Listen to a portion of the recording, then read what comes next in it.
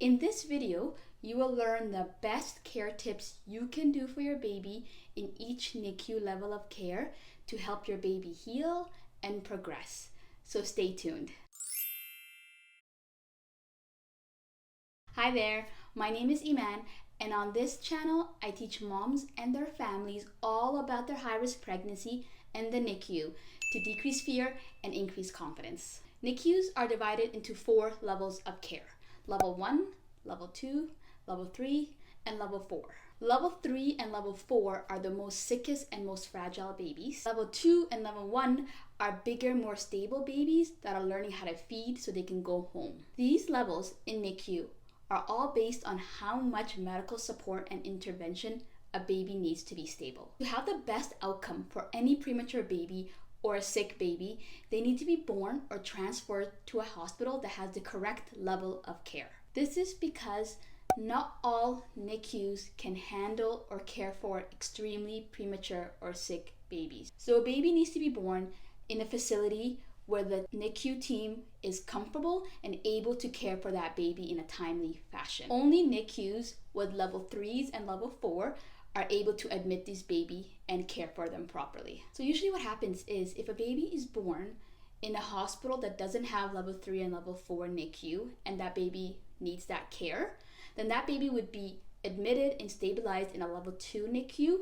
and the neonatal transport team would be called to take that baby to a bigger hospital that has a Level 3 or Level 4. So based on which level of care, 4, 3, 2, or 1, but 1 is not really NICU, and I'll tell you why, but based on which level of care your baby is in, I will give you the best tips on how to help your baby. So let's start with Level 1. So Level 1 is usually the postpartum unit. Usually the baby is born between 35 to 36 weeks or older, of course, but they are stable with their breathing, they are doing well, and they end up going to the postpartum unit with their mom. So technically, Level 1 is not part of the NICU, and we don't see these babies. Level 2 NICU is located in all hospitals, big or small. There's always a Level 2 NICU. Babies who go to Level 2 NICUs are babies that are born after 32 weeks or are bigger than 1,500 grams. These babies are bigger, they're stable with their breathing, so they're usually on CPAP or nasal prongs, and they are just learning how to feed so they can go home.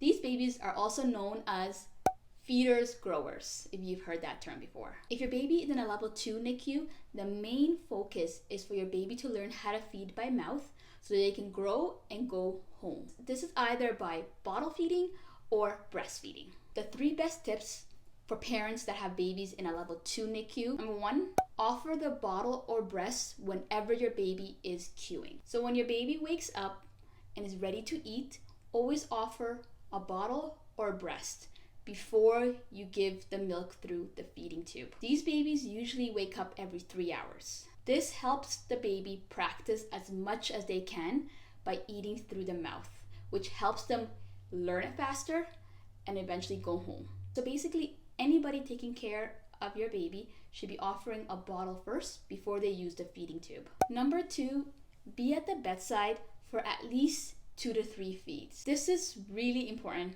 because this would help you get comfortable with your baby's care and their feeding. Especially if you are trying to breastfeed, your baby needs to practice and you need to practice. So the more often you can be at the bedside, the better. And I know this is hard for parents that have other kids at home, but just try your best to just be at the bedside for at least 2 or 3 feeds consistently. And also within this tip, make sure you write down on the board of your baby's room or bedside the times that you usually come, just so the nurses are aware what times you'll be in, so your baby is not fed and the baby will be waiting for you to feed them. And the 3rd tip is write your own feeding care plan on the whiteboard of your baby's room. So what I mean by a feeding care plan is you know your baby the best. You know how they like to feed, what they like, what they don't like, what positioning they like, if they need to be burped a lot. You know your baby. So if you can write these tips on the whiteboard for any nurse that's taking care of your baby to see, then your baby can be fed in a consistent manner. And this overall, if everybody's on the same page, feeding your baby in a similar way, then hopefully your baby can learn how to eat faster and eventually go home. Level 3 NICU is located in hospitals in larger cities. So not every hospital has a level 3 NICU. Level 3 NICUs take babies who are born under 32 weeks, so really premature, or they are born under 1,500 grams, or they are very sick and unstable. Pro tip, any mom who goes into preterm labor and they are under 28 weeks, make sure you go to a hospital that has a level 3 NICU to give birth in. Try your best. This is because if your baby is born in a level 3 hospital and they're under 28 weeks, they can get the immediate and best medical intervention they need in a timely fashion. These babies in a level 3 NICU are very sick and very fragile. Their health status can change really fast. These babies need a lot of help with breathing, either with a breathing tube and a ventilator, or really high CPAP pressures. They have many IVs to get different fluids and medication, and they are being fed breast milk or donor milk through the feeding tube. So the biggest priority for these babies is that they remain stable with all the interventions we're giving them, and they are growing so they can get stronger. And they need you to be there for them. Even though they're really, really small, moms and dads, they know you're there. They know your voice, they can feel you. So you just being at the bedside, touching them, really has an amazing impact on them. So always be there, even though you can't really do much when it comes to the care. The 3 best tips for parents with babies in level 3 are, number 1, your breast milk is gold and amazing for your baby at this point. It would help them get stronger and fight any infection and just grow.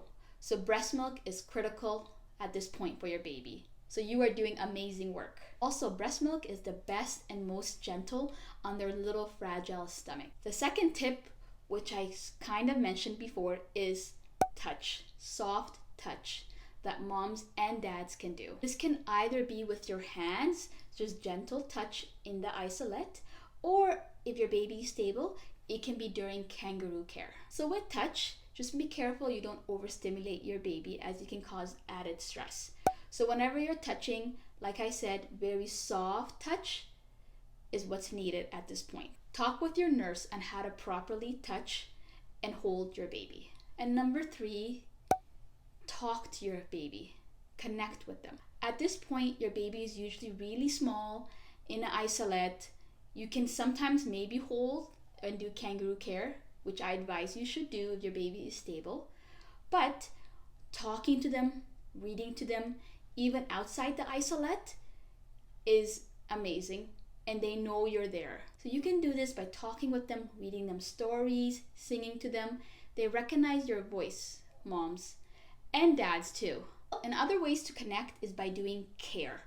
So if you feel comfortable getting in there, doing a temperature, an armpit temperature, or changing their diaper also helps with connecting. Also, you can bring in your own baby blankets. These blankets can be used in the isolette for where your baby lays, and it can also be used to make big boundaries for your baby. So bring in your baby's own blankets. So once your baby is stable in their breathing, they're growing, they're starting to suck on their soother, and they're getting closer to being 32 weeks, then they will be moved down to a level 2. So with my personal experience with NICU levels, my son was born at 31 and 5 days, and he was 1310 grams. So because of his gestation and his weight, he was automatically admitted in a level 3 NICU, which is where I work. And then as he got off CPAP and learning how to eat by mouth, he got transferred to a level 2 NICU. So comment down below, which NICU level of care was your baby in when they were in NICU? And last but not least, the level 4 NICUs are usually in children's hospitals of bigger cities. So this level has babies who need level 3 care and also need surgery, or they need a consultation with a pediatric specialty like a heart doctor or a brain doctor. This can be surgery needed from a complication from being born premature, or a surgery needed to fix a congenital defect that the baby was born with. These babies are also very sick and have lots of wires like the babies in the level 3 NICU. Therefore, my best care advice is very similar to the babies in level 3 NICU.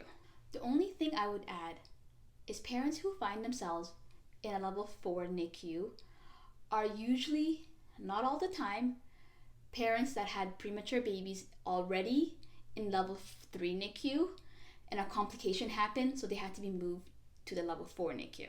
So these parents might feel like they are going backwards and that their baby might never come home. Therefore, the tip I wanted to add for these parents is, I know it feels like you're going backwards and that this NICU journey is never gonna end, but it will. Your baby needs the proper treatment right now. The proper and best treatment for them to get better and stronger and have the best quality of life they can have. So they need this care right now. So what I would say is take it one day at a time. Ask for help if you need it from family or friends, and take care of your mental and physical health. It's okay to take a break from the hospital. You don't have to go every day. If you need a break, call ahead and tell the nurses and they understand. So just take care of yourself first. Once you're strong and healthy, then you can be there for your baby. Premature babies are not the only babies in the NICU. Check out this video on the 6 other reasons why a baby might end up in the NICU.